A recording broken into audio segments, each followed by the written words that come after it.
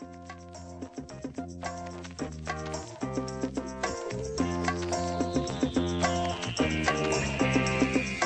it's Isabel from TheDietSolutionProgram.com, and today I'm going to tell you something very, very shocking, and that is that saturated fat is not the cause of heart disease.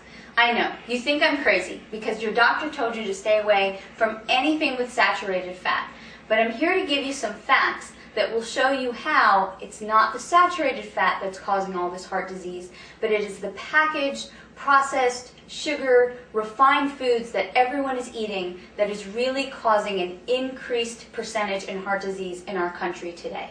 So the simple fact is that before 1920, the incidence of heart disease was very, very low. And not until about 1950 did we see this increased rate of heart disease. I mean, I think the percentage now is heart disease kills 40% of the population, and that actually must be an old statistic. I'm pretty sure that it's a lot higher than 40% right now. So what happened between 1920 and 1950 that caused this increase in heart disease? Now, if the truth is that saturated fat is what's causing heart disease, we would assume that people now eat more saturated fat during that time. But actually, I have some interesting facts that came straight out of Sally Fallon's great book, Nourishing Traditions. And this is what she writes. During the 60-year period from 1910 to 1970, the proportion of traditional animal fat in the American diet declined from 83% to 62%. So actually, the consumption of saturated fat went down, and butter consumption plummeted from 18 pounds per person each year to 4 pounds per person each year. So actually, people were eating a significantly less amount of butter during that time. Interesting. During the past 80 years, the consumption of dietary cholesterol intake has increased by only 1%. So if this is true, and actually people are eating less saturated fat, they're eating less butter, and they're not eating very much more cholesterol, how could that be the cause of this increased heart disease? Well, Sally Fallon also writes this.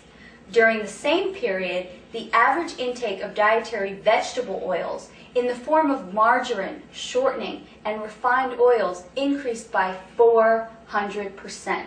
This is significant. Once we started eating these refined oils, the incidence of heart disease drastically increased. She also says the consumption of sugar and processed foods increased by 60%. And I truly believe this is only one piece of the research. People are eating way too many processed fake foods, tons of processed carbohydrates, tons of sugar, and even in my own practice, when I decrease these foods, people become much, much healthier. So taking these facts into account, it is not the saturated fat, it's not the healthy, organic, raw butter that you can cook with that's causing heart disease. It's not the unrefined organic coconut oil. It's not the natural grass-fed beef. These things are okay. And it's not the egg yolk that's giving you high cholesterol.